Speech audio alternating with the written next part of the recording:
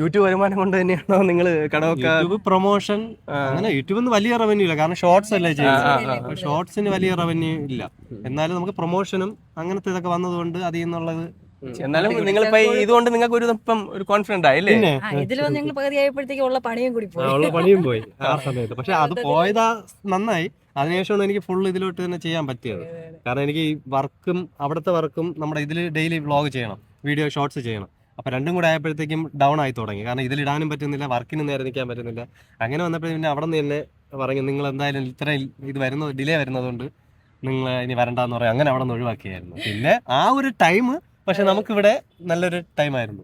അതുകൊണ്ടാണ് പിന്നെ നമുക്കൊരു നന്നായിട്ടൊന്ന് കയറി. പക്ഷെ ഒരു കാര്യം പറയാം, നിങ്ങൾ ആ കട പൊളിഞ്ഞത് നന്നായി. നമ്മൾ എപ്പോഴും പറയുന്നത് അല്ലെ, ചില നിമിത്തമാണ് അതൊക്കെ അല്ലേ?